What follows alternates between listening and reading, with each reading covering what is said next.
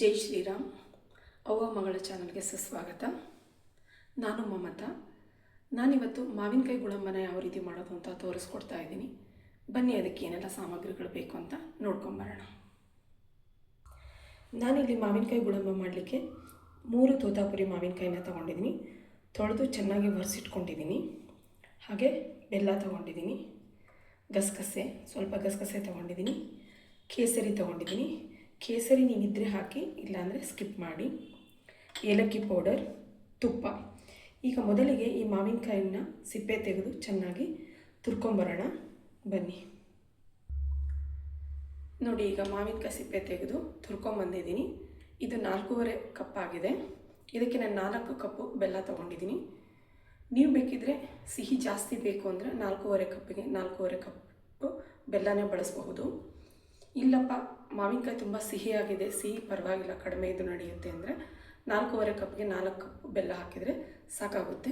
ಈ ಮಾವಿನಕಾಯಿ ತುಂಬ ಸಿಹಿಯಾಗಿದೆ, ಹಾಗಾಗಿ ನಾನು 4.5 ಕಪ್ ಮಾವಿನಕಾಯಿಗೆ 4 ಕಪ್ಪು ಬೆಲ್ಲನ ತೊಗೊಂಡಿದ್ದೀನಿ. ಬನ್ನಿ ಯಾವ ರೀತಿ ಮಾಡೋದು ಅಂತ ನೋಡ್ಕೊಂಬರೋಣ.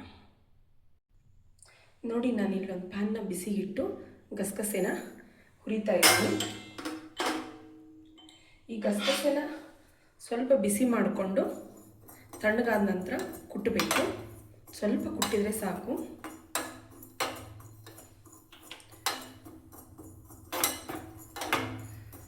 ಈ ಗಸಗಸೆನ ಹುರಿದು ಸ್ವಲ್ಪ ಪುಡಿ ಮಾಡಿಕೊಂಡ್ರೆ, ಸ್ವಲ್ಪ ಲೈಟಾಗಿ ಕುಟ್ಕೊಂಡ್ರೆ ಸಾಕಾಗುತ್ತೆ. ನೋಡಿ, ಈಗ ಇದಾಗಿದೆ. ಇದನ್ನು ಒಂದು ಪ್ಯಾನ್ಗೆ ತೆಗಿತಾ ಇದ್ದೀನಿ.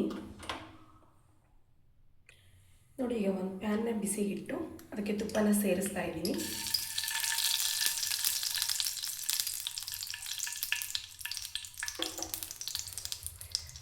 ಈ ತುಪ್ಪ ಬಿಸಿ ಆಗಬೇಕು. ಈ ತುಪ್ಪ ಬಿಸಿ ಆದ ನಂತರ ಈ ತುರಿದಿಟ್ಕೊಂಡಿರೋ ಮಾವಿನಕಾಯಿನ ಇದಕ್ಕೆ ಸೇರಿಸ್ಬೇಕು. ಉರಿನ ಲೋ ಫ್ಲೇಮಲ್ಲಿ ಇಟ್ಕೊಳ್ಳಿ. ನೋಡಿ, ಈಗ ತುಪ್ಪ ಬಿಸಿಯಾಗಿದೆ. ನೋಡಿ, ಈಗ ಸೇರಿಸ್ತಾ ಇದ್ದೀನಿ.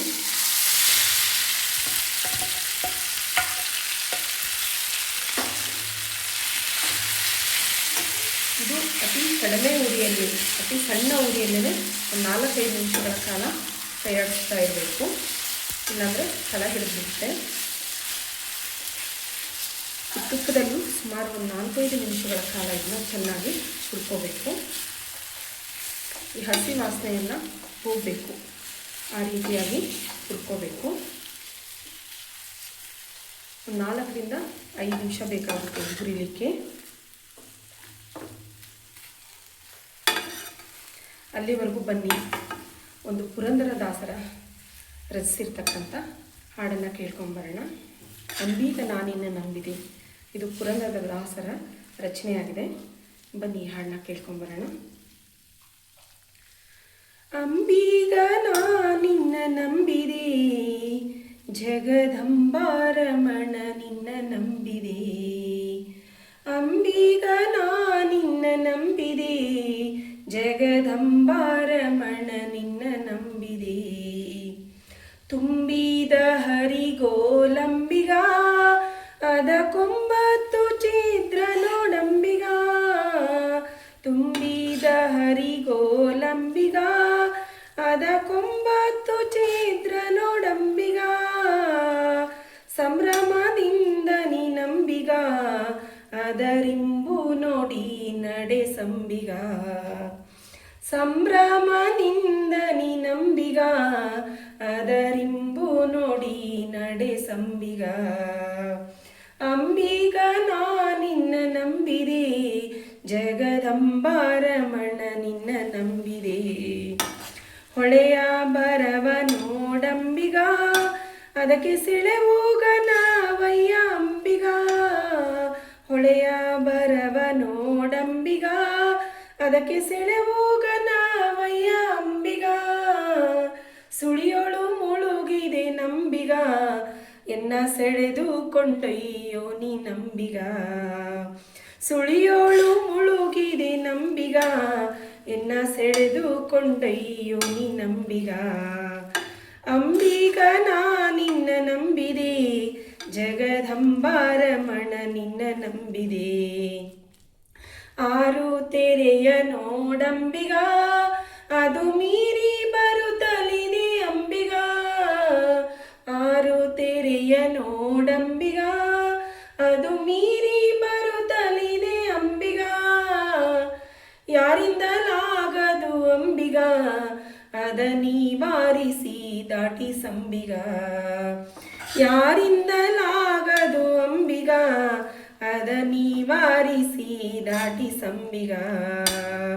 ಅಂಬಿಗ ನಾ ನಿನ್ನ ನಂಬಿದೆ, ಜಗದಂಬಾರಮಣ ನಿನ್ನ ನಂಬಿದೆ. ಸತ್ವಪಥದೊಳಗಂಬಿಗ, ಪರಭಕ್ತಿ ಊಟನು ಹಾಕಿ ಸಂಬಿಗ. ಸತ್ವಪಥದೊಳಗಂಬಿಗ, ಪರಭಕ್ತಿ ಊಟನು ಹಾಕಿ ಸಂಬಿಗ. ಮುಕ್ತಿದಾಯಕ ನಮ್ಮ ಪುರಂದರ ವಿಠಲನ ಮುಕ್ತಿ ಮಂಟಪ ಕೊಯ್ಯೋ ಅಂಬಿಗ. ಎನ್ನ ಮುಕ್ತಿ ಮಂಟಪ ಕೊಯ್ಯೋ ಅಂಬಿಗ, ಎನ್ನ ಮುಕ್ತಿ ಮಂಟಪ ಕೊಯ್ಯೋ ಅಂಬಿಗ. ಇನ್ನು ಸ್ವಲ್ಪ ಫ್ರೈ ಆಗಬೇಕು. ನಂತರ ಬೆಲ್ಲ ಸೇರಿಸೋಣ. ಇನ್ನೊಂದು ನಿಮಿಷಗಳ ಕಾಲ ಇದು ಚೆನ್ನಾಗಿ ಬೇಯ್ದುಕೊಳ್ಳಿ. ನೋಡಿ, ಈಗ ಸುಮಾರು ಒಂದು 5 ರಿಂದ 6 ನಿಮಿಷಗಳ ಕಾಲ ಚೆನ್ನಾಗಿ ಬೆಂದಿದೆ. ಈ ಟೈಮಲ್ಲಿ ಇದಕ್ಕೆ ಬೆಲ್ಲ ಸೇರಿಸ್ತಾ 4 ಕಪ್ ಬೆಲ್ಲನ ಸೇರಿಸ್ತಾ ಇದ್ದೀನಿ. ಹಾಗೆ ಕೇಸರಿ ದಳನೂ ಸೇರಿಸ್ತಾ ಇದ್ದೀನಿ. ಈಗ ಚೆನ್ನಾಗಿ ಮಿಕ್ಸ್ ಮಾಡ್ಕೋಬೇಕು. ಸುಮಾರು ಮತ್ತೆ ಇದು ರಸ ಬಿಟ್ಕೊಂಡು ಪೂರ್ತಿ ಗಟ್ಟಿಯಾಗೋವರೆಗೂ, ಅಂದರೆ ತುಂಬ ಗಟ್ಟಿ ಅಲ್ಲ, ಮೀಡಿಯಮ್ ಆಗಿ ಸ್ವಲ್ಪ ಎಳೆ ಪಾಕ ಬರೋ ಥರ ಆಗೋವರೆಗೂ ಇದನ್ನು ಬೇಯಿಸ್ಕೋಬೇಕು.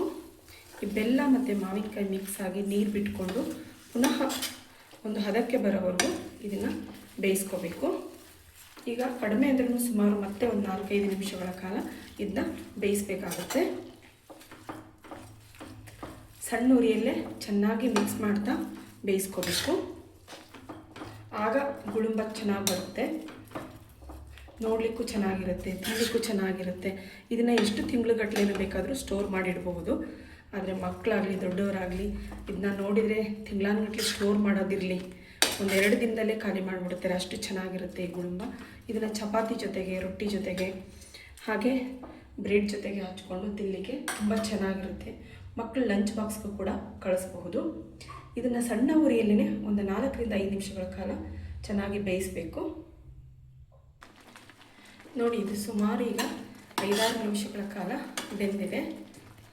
ಬನ್ನಿ ಈಗ ಎಳೆ ಪಾಕ ಬಂದಿದೆಯಾ ಅಂತ ಚೆಕ್ ಮಾಡೋಣ. 2 ಎಳೆ ಪಾಕ ಬಂದಿದ್ದರೆ ಇದಾಗಿದೆ ಅಂತ ಅರ್ಥ.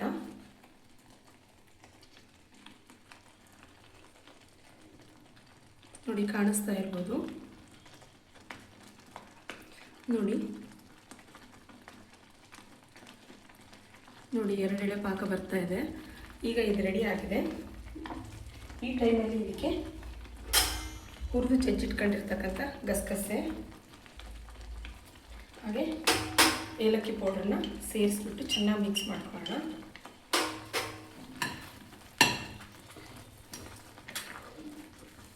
ನೋಡಿ, ಈಗ ಇದು ರೆಡಿ ಆಗಿದೆ. ಈಗ ಗ್ಯಾಸ್ನ ಆಫ್ ಮಾಡೋಣ. ಚೆನ್ನಾಗಿ ಮಿಕ್ಸ್ ಮಾಡಿ ಗ್ಯಾಸ್ನ ಆಫ್ ಮಾಡೋಣ. ನೋಡಿ, ಈಗ ಗ್ಯಾಸ್ನ ಆಫ್ ಮಾಡಿದ್ದೀನಿ. ಇದು ಸ್ವಲ್ಪ ತಣ್ಣಗಾಗಬೇಕು, ಆಗ ಇನ್ನೂ ಸ್ವಲ್ಪ ಗಟ್ಟಿಯಾಗಿ ಬರುತ್ತೆ. ಸ್ವಲ್ಪ ತಣ್ಣಗಾಗಲಿ. ನೋಡಿ, ಮಾವಿನಕಾಯಿ ಗುಳಂಬ ರೆಡಿಯಾಗಿದೆ. ಬನ್ನಿ ಯಾವ ರೀತಿ ಇದೆ ಅಂತ ಟೇಸ್ಟ್ ಮಾಡೋಣ. ನೋಡಿ, ಮಾವಿನಕಾಯಿ ಗುಳಂಬ ಎಷ್ಟು ಚೆನ್ನಾಗಿ ರೆಡಿಯಾಗಿದೆ. ನೋಡ್ತಾ ಇದ್ದರೆ ತಿನ್ನಬೇಕು ಅನ್ನಿಸ್ತಾ ಇದೆ. ನೀವು ಕೂಡ ಈ ರೆಸಿಪಿನ ಮನೇಲಿ ಟ್ರೈ ಮಾಡಿ. ಹಾಗೆ ಹೇಗೆ ಮಾಡ್ತೀರಾ ನೀವು ಗುಳಂಬನ ಅಂತ ಕಮೆಂಟ್ ಮೂಲಕ ತಿಳಿಸಿ. ಹಾಗೆ ಯಾರೆಲ್ಲ ನಮ್ಮ ಚಾನಲ್ನ ಹೊಸದಾಗಿ ನೋಡ್ತಾ ಇದ್ದೀರಾ ಅವರೆಲ್ಲ ಸಬ್ಸ್ಕ್ರೈಬ್ ಮಾಡಿ. ಕೊನೆವರೆಗೂ ವಿಡಿಯೋನ ನೋಡಿ, ಲೈಕ್, ಶೇರ್, ಕಮೆಂಟ್ ಮಾಡಿ. Thank you for the watching. ಬನ್ನಿ ಈಗ ಹೇಗಿದೆ ಅಂತ ನೋಡೋಣ.